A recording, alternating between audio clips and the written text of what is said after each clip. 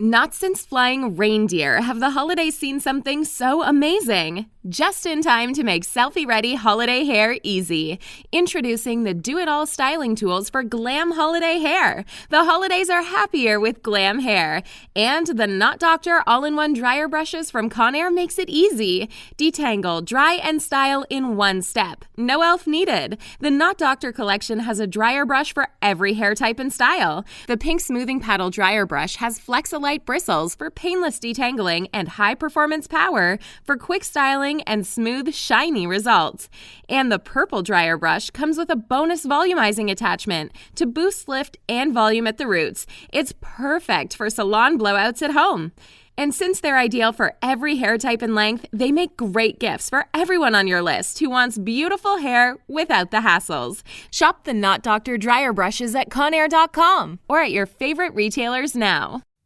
Gas mark 1, 2, 3, 4, 5. I'm gonna cook a meal that's gonna make you mine. We're turning up the oven, now we're ready to roast. When you touch me, honey, you'll love it the most. Come on and put me in your loving shoe. Welcome to another Britflicks.com podcast. My name's Stuart Wright, and today's guest is screenwriter Bob SAENZ. Welcome to the show. Thank you, Stuart. It's great to be here. I'm excited about doing the 5-minute thing with you. Indeed. We're going to do 5 great screenwriting tips, pointers, and they're pertaining to your book. Thank you. That's not the way it works. Do I get to hold it up now? You can hold it up for me. I mean, for the listener, they're only going to get the audio. Oh, that's right. The listener. I'm holding up my book, folks. Book klaxon.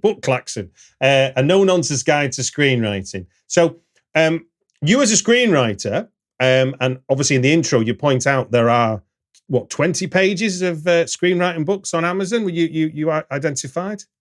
Something like that. Yeah, there are tons and tons of So what was it for you that made you thought, I'm going to need to muscle in and tell people how it really is?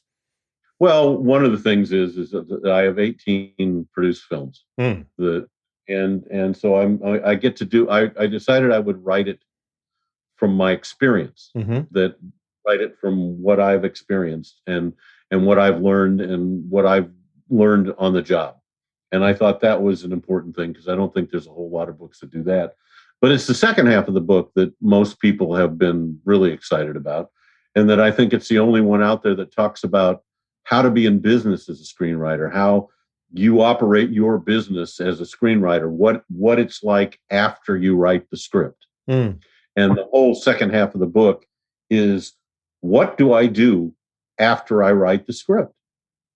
What kind of meetings do I get to go to? What kind of thing, if you get to that point, what are the meetings? How do I operate in those meetings? How do credits work? It's just a whole long list of things. No, and that you're right. That is because often most of the books, as you kind of point out in different places, are not often written by people who have successfully written screenplays that have got produced. So they end up being a bunch of rules, they end up being a bunch of guidelines, but they aren't practical, like you say, in terms of what happens next. I mean, I used a lot of podcast interviews and things like that to teach me about the elements of what happens after you've written a screenplay, because you can spend ages learning to write the things and write as many as you want, but if you don't know what to do with it after, it's now useless, isn't it? It is, but I made every mistake in the world. I had to teach myself what I had to do because I didn't live in Hollywood. I lived in California, but I lived in the Bay Area. Now I had an advantage because I was an actor, and I've been in Screen Actors Guild for 25 years. And I have had teeny, and they can't see me, but I'm holding my fingers up not very far apart. I had teeny parts in a lot of good movies. I was on a television show for 6 seasons with a teeny role that was recurring. And I was able to learn about how things worked. And I paid attention, and I watched, and I learned, and I asked questions. And that helped me as a screenwriter too. And while I was on the television show, which was a show called Nash Bridges, which starred Don Johnson. and Cheech Marin from Cheech and Chong. Mm. That I learned. I saw the scripts and thought I can do that, and found out I was a better screenwriter than I was an actor, and just went on from there and used the contacts that I'd made as an actor to network, but not before I had written what I thought were scripts that somebody would want to see. Now, just let me, for you have a section in your book called The Acting Screenwriter in reference to this, and I picked out a quote from it. Acting in front of the camera with 100 people standing around waiting for lunch is even harder, but I don't know a writer who wouldn't grow from that experience. Gain insight. It's one more building block in your career, which I thought is a really interesting view of it. I mean, I know I've certainly been encouraged to do it. I've done extra work, nothing long running. My only claim to fame is passing Rob Delaney a cigarette in a cafe scene in East London in the sitcom Catastrophe. But but look at it this way: at least it wasn't just your shoulder. Oh, I no. mean, how many? I mean, when I started off as an extra, and I did extra work in a lot of stuff, and it was a great education, because I had no idea how films really got made, and I got to see, and it was, again, I encourage every writer to go just do it once at least, because you're going to get to see things that you didn't realize how it worked. I mean, how much did you learn that when you did that? Well, the bigger one was I worked on the film Tarzan, the David Yates the recent remake of that. I played a Belgian mercenary. Now, you'll never see me in the film. I mean, there's hundreds of us in the film that never got anywhere near the camera. But I remember we had to play dead for one scene on a hill. And David Yates, the director, was stood about a foot from my head. Oh, I love David Yates. Talking to Samuel Jackson about what they're going to do next. And it was really fascinating to hear David Yates say, "So Samuel, what do you think you need to do here?" So it wasn't an instruction like a direction. It was more of a direct collaboration, you know. But then the bigger lesson I learned is all the long shots, the star is nowhere near the set. It was all doubles. That was a big lesson on set that, you know, Christoph Waltz, Samuel Jackson, Alexander Skarsgård, they're only on set for any medium or close-ups. If it's a scene walking down a hill and it's, you know, in long shot, that's just a double. And I was like, this is blowing me out of the water. They're cheating me. Yeah. I'm getting cheated. Yeah, no. It's amazing. And there'll be scenes where I know that where they did over the shoulder shots on stuff and it was doubles. That you know, because it's from the back, you can't really tell. And you know, it gets you know, it's just, I remember we did a scene in Nash Bridges where there was supposed to be a leak in the roof, and it was basically in a sound stage, and they hung coffee cans and poked holes in the bottom of them to have water drip down, small holes to have water drip down, and that was their high-tech special effects. On Tarzan, I watched a bunch of grips and sort of crew wrestle with some scaffolding and a camera clamp, put it on a quad bike, and then weigh it down with car batteries. So they tampered down the suspension, and then did running scenes with Alexander Skarsgård so they could get the motion without having to set up a dolly train and all that kind of stuff. And it was like, you've gone to all that effort. And it was when they started strapping on car batteries, I was like, this is like playing. This isn't working. Oh no! I mean, where was I? I did a movie, and I can't remember what it was, but they put the cameraman with the Steadicam in a wheelchair, and they rolled him around where they couldn't get tracks. Yeah. And I thought, how cool is this? And I mean, it was just a regular old wheelchair. And I thought, you watch all this stuff, and you figure, and then I've watched other movies where I went. And I hate to do that because I watch movies to enjoy them. I try not to pick them apart. But then every once in a while, I'll watch a movie and I'll go, where did they put that camera? Totally. I mean, funny enough, I did that last night. I was watching the film Beckett with Denzel Washington's son in it. It's on Netflix. And And it was really interesting, the choices of where cameras were to make it, to make small interior, real world, non-studio shots interesting. Yeah. There was these kind of, every time you went inside a room, it almost like the angle completely flipped from the normal, relaxed, usual view you got outside. Yeah. To make it interesting, because obviously small rooms are not really always that interesting. No. If they're not studio spaces, because they've got ceilings and the like. I have a couple of friends. I have many cinematographer friends. I have a couple of good friends that are some of the top camera operators in Hollywood. Mm-hmm. And I've gotten a chance to watch a couple of them work, and those guys are artists. They are artists with a camera. They can do things with cameras that you can't even believe. I watch them lie on the ground and swing the camera around so they're shooting from one side and then to the other, so you get that great shot, like panoramic. Yeah. And they're just lying on the ground with two guys holding them down so they can. Well, it's that idea that's the solution to a director saying, "What I want is this, this, and this," and the cinematographer and the camera people go, "Okay, this is what we can do then." And like you say, it can just end up being somebody lay on the floor. I was fortunate enough to have Larry Smith on the podcast, who was Stanley Kubrick's DOP on Eyes Wide Shut, but he'd also worked as a consultant with Kubrick ever since Barry Lyndon. So it's like he'd worked on The Shining and all kinds. So, and it was just fascinating. And I don't know what you know about Barry Lyndon, but famously, Kubrick's dogma was, I want natural light or candlelight, because that's what it would have been at the time. Yeah. So they had to use, the only lenses you could use were from NASA. So he was involved with testing NASA lenses, because that was the only lens that could pick up such low light. And pick up candlelight. I know. Yeah. I read a story about that, and I thought Kubrick was just,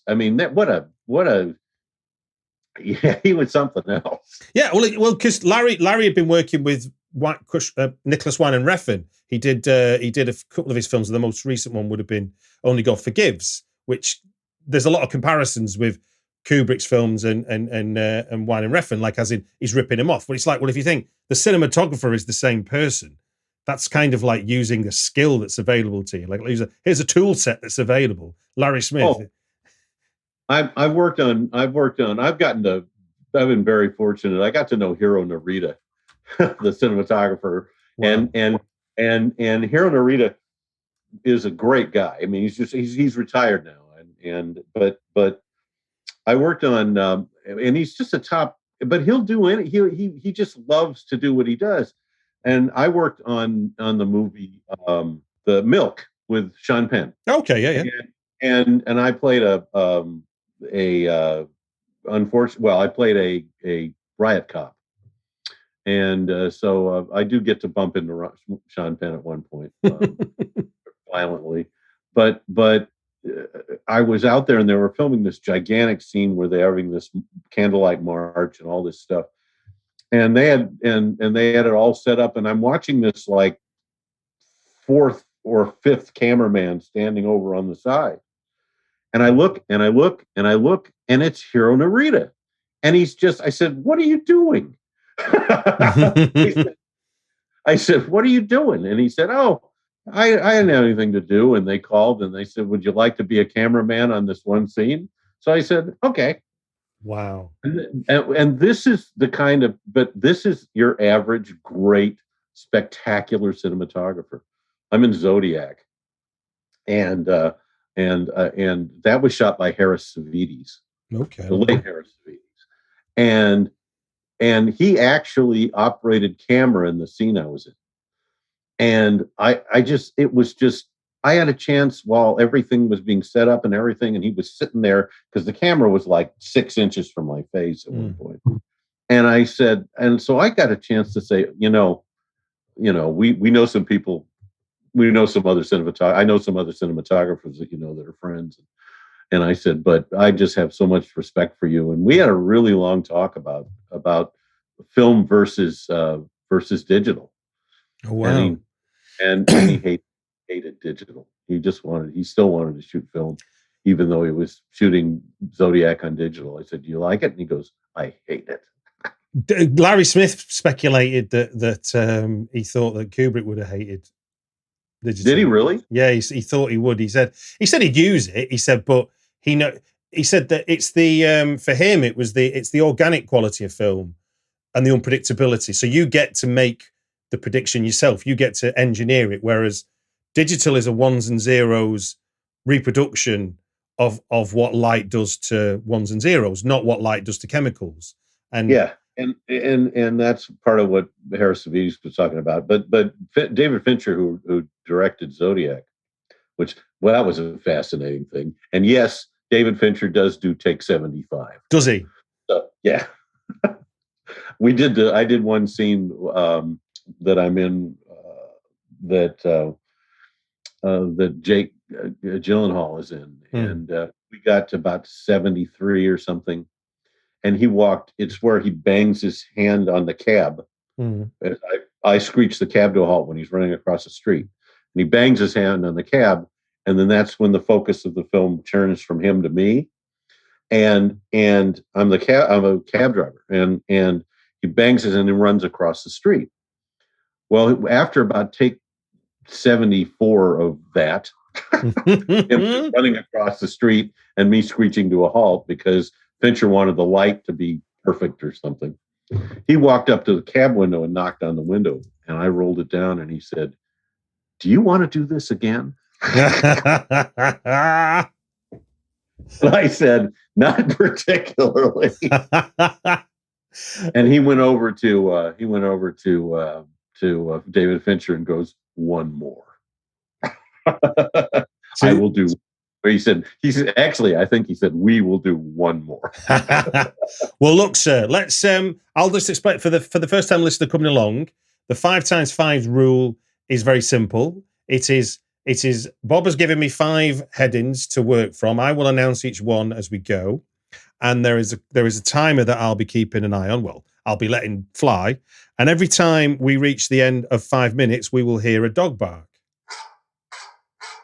which signals the end. Now, see what you did? You called my dog. No. Stop it. Come here. Stop it. Okay. That was a very meta moment. That was a meta moment. I liked it. A virtual dog in London and a real dog down the end of the Zoom call. Fantastic. Starting the clock off. The first item on your list pertaining to your book, That's Not the Way It Works, A No-Nonsense Guide to Screenwriting. Rejection isn't personal. Absolutely not. Rejection, a screenwriter gets, first of all, the reason the book is called that is because I got tired of saying that to people when they talked about all kinds of things, and including rejection. And how it just killed them because it was so nasty and so awful and all this stuff. And I kept saying, that's not the way it works. Listen, when you get a rejection on your script for whatever reason, and every writer gets rejected all the time. I get rejections. I got a couple in the last 2 weeks that I was not happy with, but they happen. And it's a no. And you live with it because everybody else is getting rejections too. When somebody says yes, it's a rarity. So getting hundreds of rejections is not unusual. Now you revealing this in your book is counterproductive to the usual Dream Academy that most screenwriting books are selling. So why did you want to puncture this bubble? Because I want people to realize the truth and not get hurt by, realize that get surprised and upset with the people who tell them it's so easy. You can sell books by telling people it's easy, but they're going to use that book for a doorstop when they realize that you haven't told them the truth. When you get rejected, they reject you for many, many reasons. You can get rejected because the script is bad. That's 98% of all scripts are bad, and what you want to be is in that 2%. You can get rejected because it's not the right genre that they're looking for, because you didn't do your homework and send them to the right producers. You don't send a horror script to somebody who produces Christmas movies. And yet, Certainly don't. it happens all the time. Third, you can get rejected because they have something similar already in their queue, and that happens. And because there's no original stories anywhere, just the way that you put your own spin on it, and that can be exciting and fun. But if they've got something that's similar to it, or you can have something rejected because it's too expensive and they can't afford to make it because they have a certain amount of money that they want to spend on a film. So there's a budget problem. I mean, I can go down a list of. Well, I was trying to think of my last rejection, and it was really straightforward. It was just, thank you for giving us your script. We're going to pass. There was no explanation. There was no rhyme or reason, but it was like they'd requested it, and then they said, no, not for us. Now, like you say, it could be terrible. It could be similar to what they've got. It could be whatever, but they don't. What I was getting at there, hopefully, is there's no reason for them to give you any more explanation than I've passed. It's just like you have no more reason to give anybody else an explanation for things anyway. I can't be there at your party next week.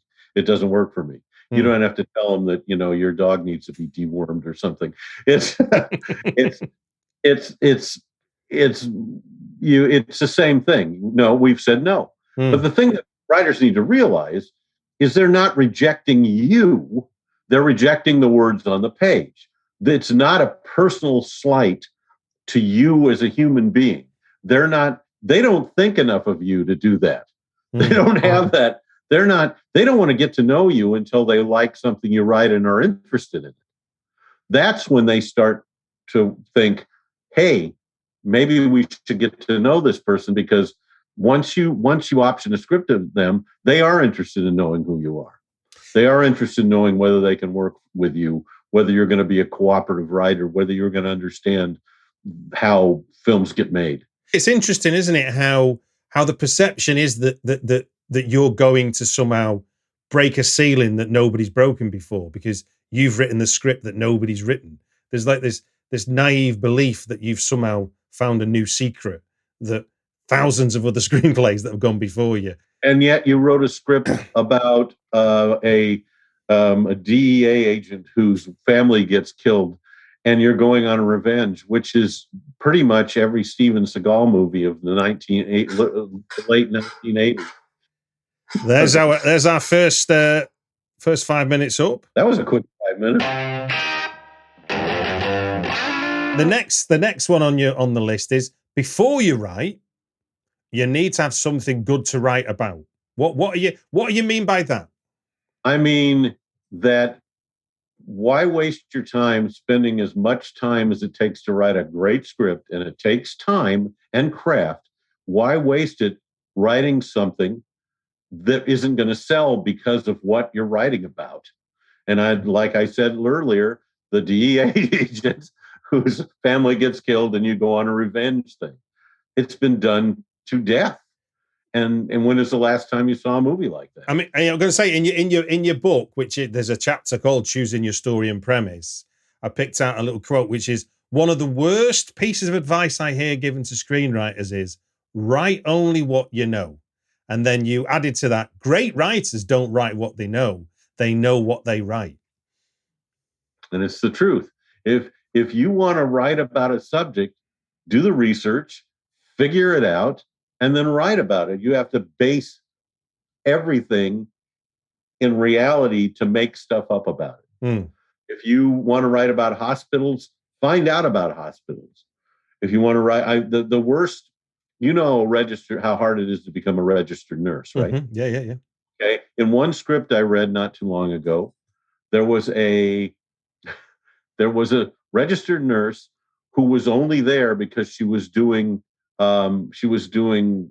community service for being arrested for being a hooker.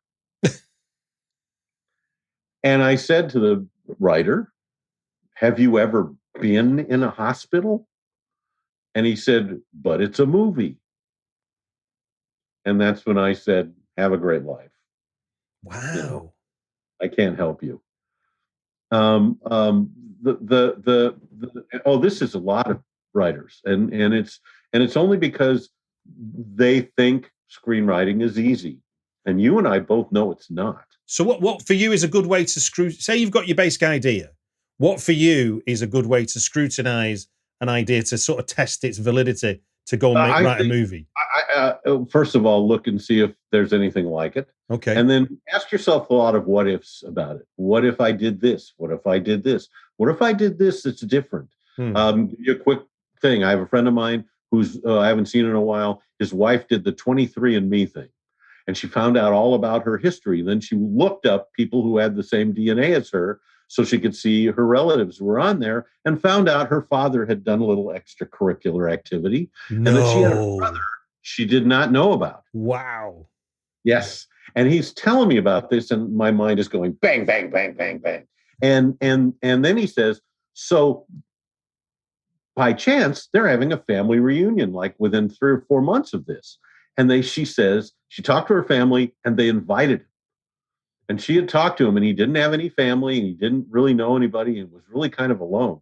So they invited him and everybody fell in love with him. And he was a great guy and he's now part of their family. So I'm listening to this, and inside my head is, not since flying reindeer have the holidays seen something so amazing. Just in time to make selfie-ready holiday hair easy.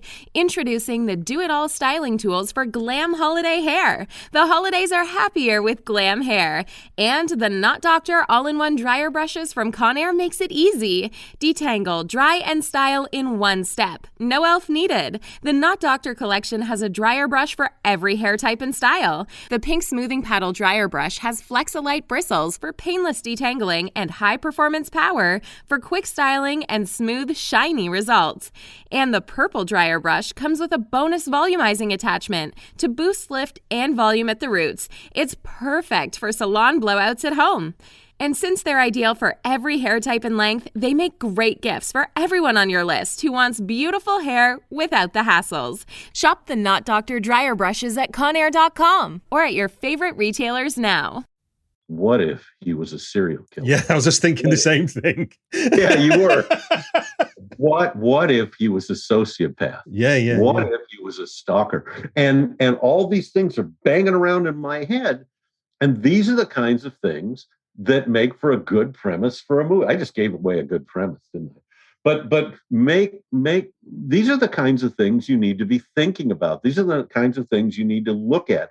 What can I take that's been done, or what can I take that's out there that I can put my own spin on it? You know, you hear about tropes, and you hear about tropes for genres and stuff. You know, and people say, well, you have to have those. Well, you don't. But the thing is, where did they come from? And they came from somebody doing it for the first time. You don't want to set trends. You don't want to follow trends. You want to set them. That's how you do it, by taking something and twisting it and turning it before you decide to write about it.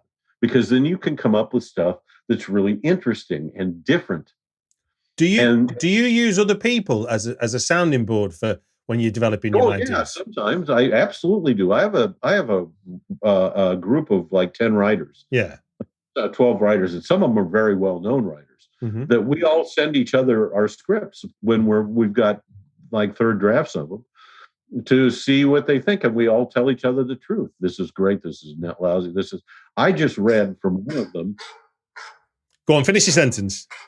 I just read from one of them, the best AI script I have ever read in my life. And I'm absolutely sure that it's going to be a film. And this is a guy who had a hit film 2 years ago. Yeah. Oh, well, I've been fighting with an AI script for probably 3 years now. I fell down a rabbit hole. I discovered a podcast called RoboPsych, which is the ethics of AI, not the technology of it. Send me the link to that. I'd love to listen to that. And it's a Harvard professor talking to people about basically, should we do this? Like that's the whole Michael Crichton thing. Yeah. It's like, should we? And it's got me it's got me thinking about stuff that before AI was like, oh, it'll just replace what we do, or it'll just do a thing that we don't like doing. And then you go, but machine code learning is something it self-teaches. And then I heard one of the ones he said, there was somebody had invented a staffless passport control. So it was basically a camera that would look in your face and it would go, he's lying or he's not lying. And the chief executive was boasting that it was 80% successful. And I'm thinking, that's 20% failure. That's yeah. And you get anything else that's a 20% failure and it doesn't go anywhere. Can you imagine coming off a plane to a staffless, a staffless customs in the future, and it's going boop, boop, and like going back to your kind of what if a serial killer gets through? You kind of, it's like you just add in that what if, not what if the Hendersons are going on holiday. What if the person going through that customs blinks his eye and gets through, but he's a sociopath, and you're like, suddenly you've just let. Or is a perfectly innocent human being and gets caught up in a Hitchcock type thing because the 20% was wrong. Exactly. Yeah. You suddenly get pulled one side and you're north by northwest before you. Number 3 then is you can get an option from a query letter, but you have to know how to write one. Come on, give us the secret, Bob.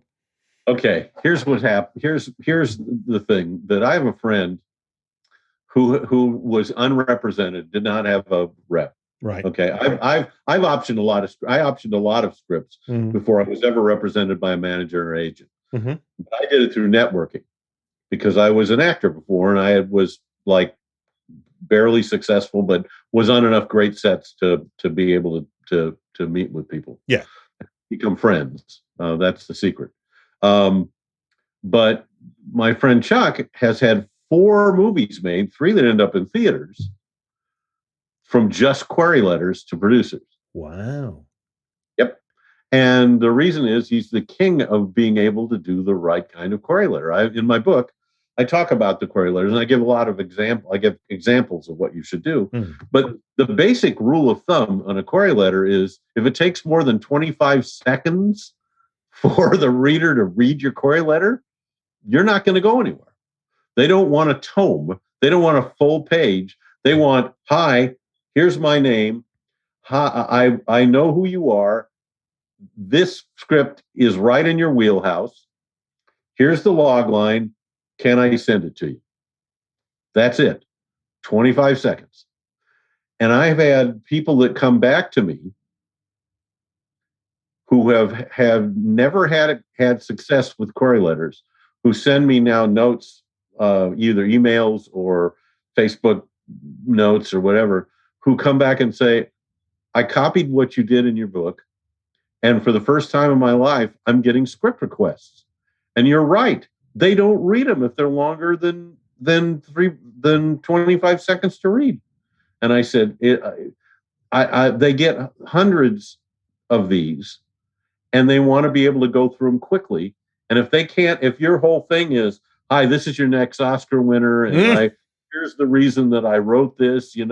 I was on the island of Malta, and here's all the things that happened, and by the time they get 3 sentences into all that, before you even talk about a log line, they're going next. So you want to be able to have a query letter that reads really swiftly, but you want to have a great log line. Okay. Here's my other thing. Don't write your log line until after you finish your script. Okay. Because you're never going to have exactly what it's going to be until that script is done and you realize what it is and you have a better understanding of what your story is and how it's constructed. Then you can write a log line. But trying to write a log line before you write a script is kind of like drawing a map to where you haven't buried the treasure yet.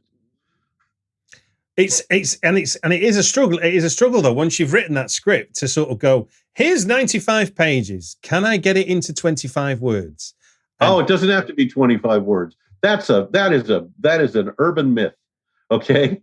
You can have a 40-word query letter that's 2 sentences. They don't care. Do you actually think that producers count the words? That 25-word thing that I've heard over and over and over and over. I've asked producers. I had one guy say, "Do you think they think we count the words? If we're interested in it, we can read 40 words and 2 sentences and still ask for the script." I must admit, the first time I wrote one with 2 sentences, I felt like I was crossing a line. And you weren't. No, I know, but it was just funny the first time I did it. It was like, oh, I've broken a log line rule. Oh, no, there are no rules. There's no rules. Come on. I mean, every time somebody keeps telling me about all these rules, I keep asking them could you show me the official rule book, please? Yeah. And they go, what? I said, do you know Hollywood doesn't exist, right? It as an entity, it does not exist. There are a bunch of independent producers, production companies, studios who couldn't decide together to do anything, order lunch, let alone decide on rules. The Screenwriting Podcast script notes, Craig Mazan is forever repeating the mantra, there are no rules. Craig Mazin and I are in complete agreement on that. The only rule is format, and grammar and spelling are part of format.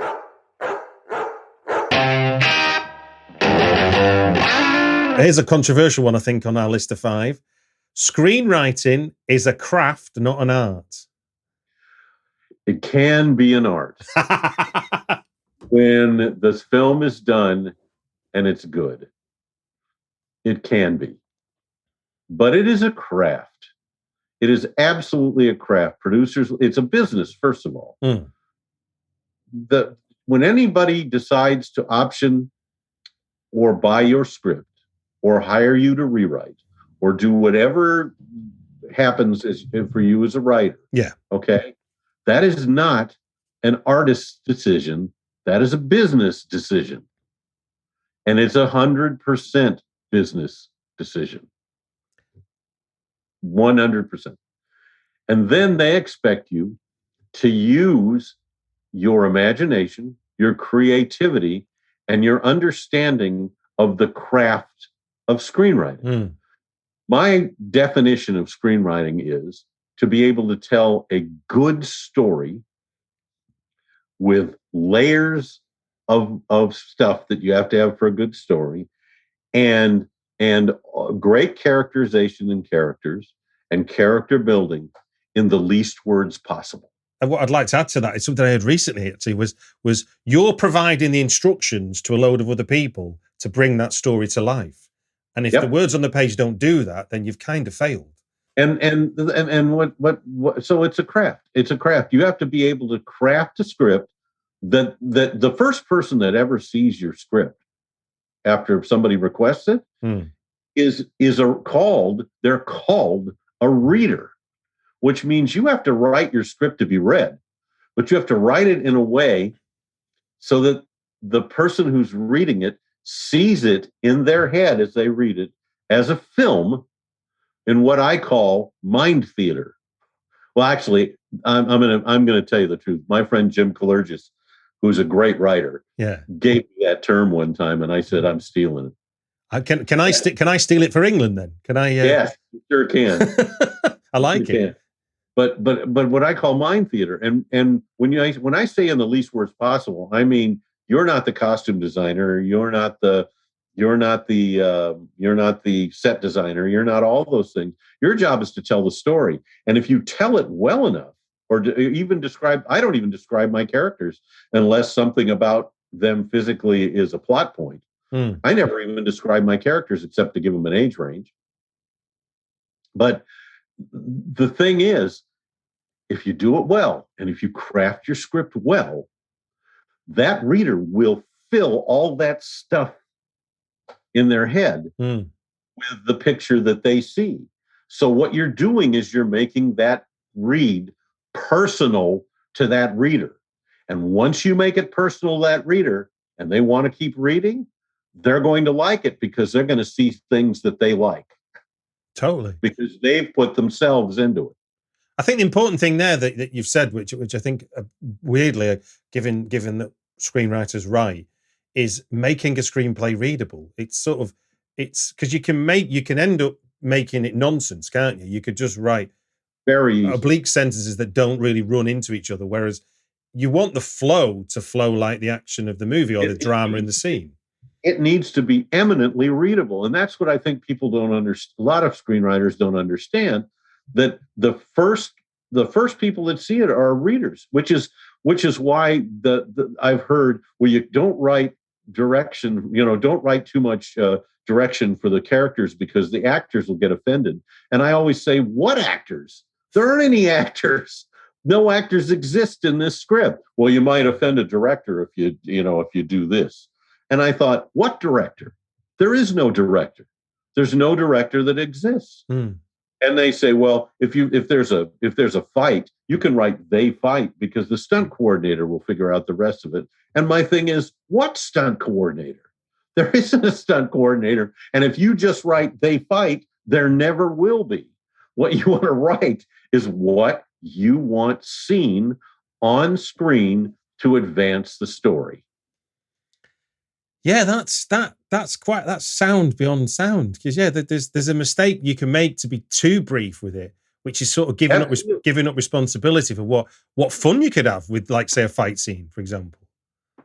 And I do. I mean, you don't have to go into great depth. Got this sentence. Great depth, but that's why it's a craft and not an art, because you have to really learn how to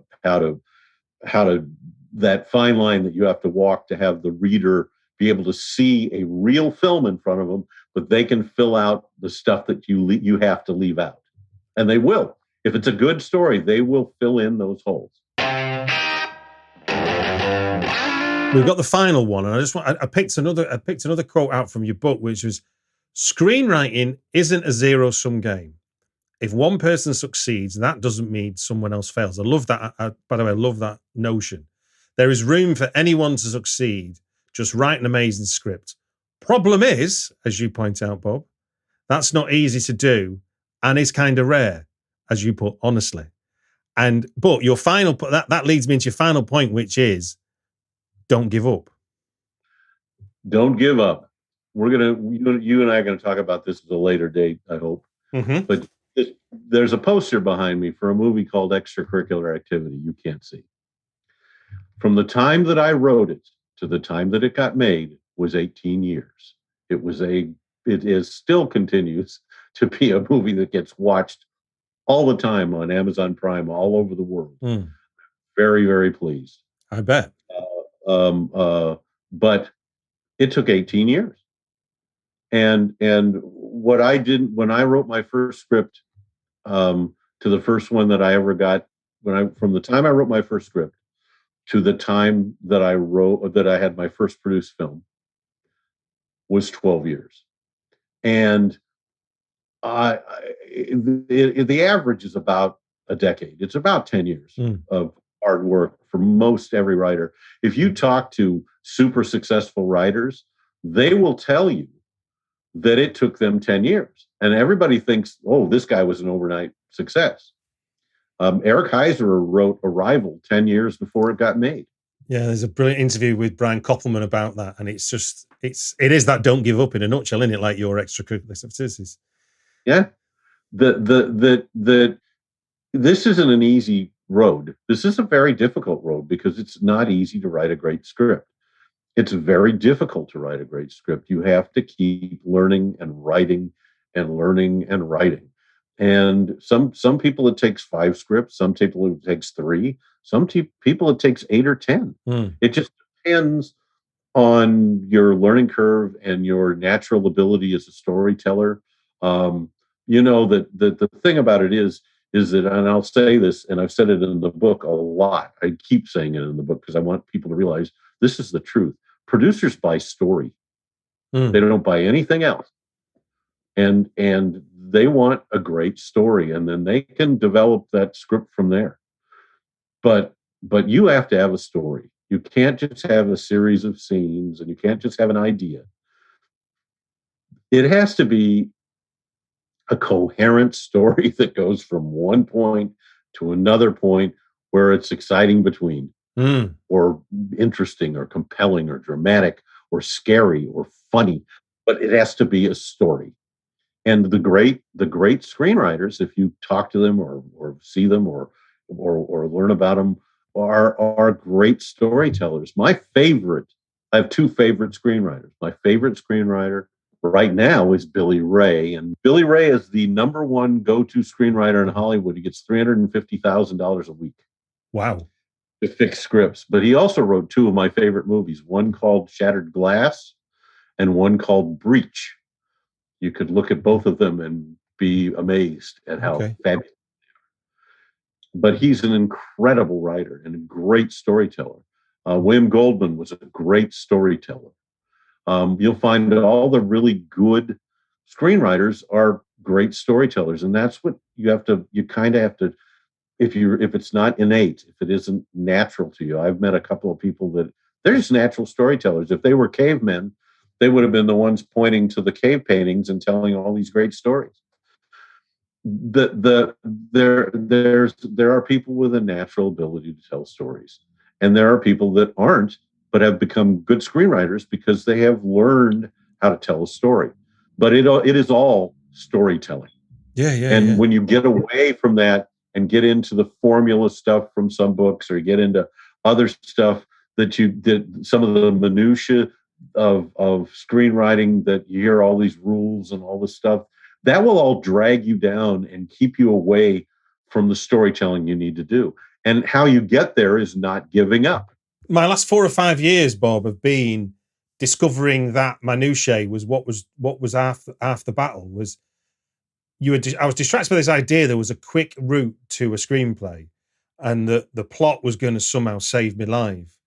And then I got into the habit of sort of free-form creative writing, where I just do it regularly, where I just play with ideas and stories and characters emerge. So there was no plot. There was just like, but it began to mushroom into something, and it had nothing to do with formatting or where Act 3 started or what page in this.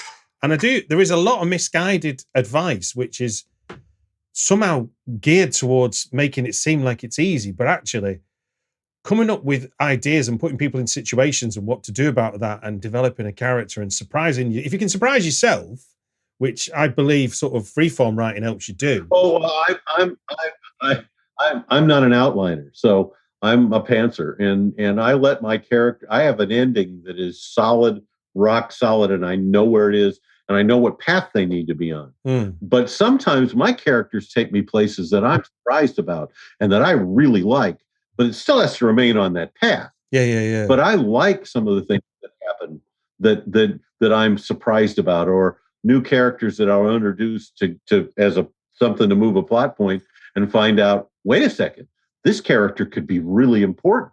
It's like telling a story, and that's part of what, that's part of what not giving up means. It means don't let the rejection, don't let the people telling you this isn't a good script, don't let the you looking at scripts and your scripts you've written and going, oh, did I really write that, after you've written 2 or 3 more and you go back and look at the ones we've written before. Don't give up, because everybody who succeeded and took that decade to get there had a mindset is that I'm going to look forward and I'm not going to look back. I'm going to learn from my mistakes, but I'm going to learn from them and not dwell on them. And I'm going to not let the walls or whatever that I think are there, that like not being able to send scripts to who I want to, and not to be able to call Kevin Feige and say, can I send you my Marvel script? That you should be able to, you need to be able to just learn from what mistakes you made, not let them live in you, and not look back at them, but learn from them and move forward and positively, and say, I'm not going to give up. When my first film got made, my youngest daughter, came up to me and said, I'm really proud of you, because you just didn't give up. And I never talked to her about that. I never discussed it. She just saw it. She said, you started writing, and you just marketed yourself, and you just learned, and you networked, and you did all this stuff. And I watched you do all this stuff. And I thought, wow, when is he going to get discouraged? Well, I did get discouraged. Of course, every writer gets discouraged. But I thought to myself, if I get discouraged and quit, how do I know that next week wouldn't have been the time that something happened? Somebody showed me a cartoon of of somebody digging with a pickaxe in a tunnel, and the picture was able to show you that there was like an inch between success and where you were, because you never know. And it was like the idea, and it's like the picture shows him putting the pickaxe in his shoulder going, oh, well, it wasn't going to happen. And it's like, and the caption was success was waiting.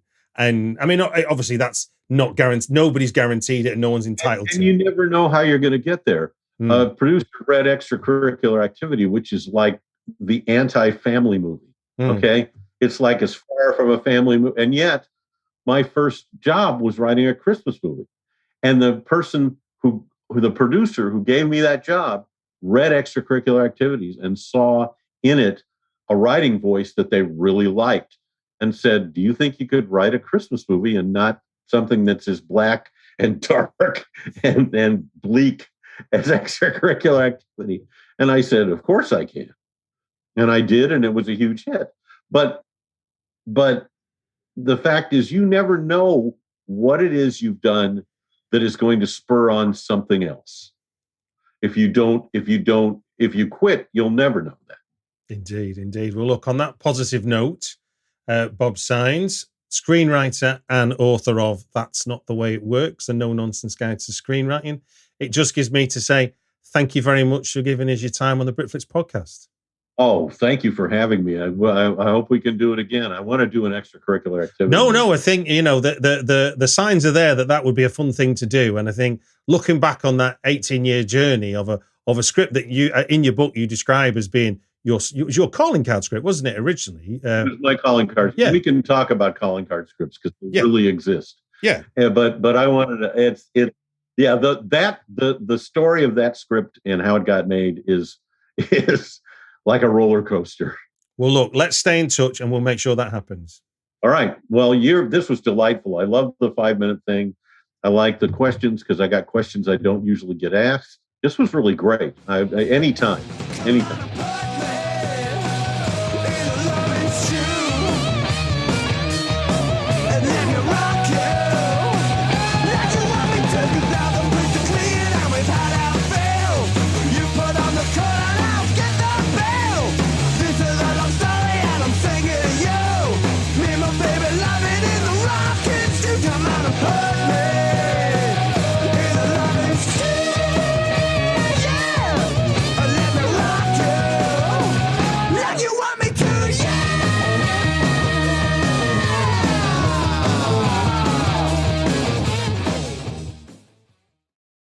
Not since flying reindeer have the holidays seen something so amazing. Just in time to make selfie-ready holiday hair easy. Introducing the do-it-all styling tools for glam holiday hair. The holidays are happier with glam hair. And the Knot Doctor all-in-one dryer brushes from Conair makes it easy. Detangle, dry, and style in one step. No elf needed. The Knot Doctor collection has a dryer brush for every hair type and style. The pink smoothing paddle dryer brush has Flexolite bristles for painless detangling and high-performance power for quick styling and smooth, shiny results. And the purple dryer brush comes with a bonus volumizing attachment to boost lift and volume at the roots. It's perfect for salon blowouts at home. And since they're ideal for every hair type and length, they make great gifts for everyone on your list who wants beautiful hair without the hassles. Shop the Knot Doctor dryer brushes at Conair.com or at your favorite retailers now.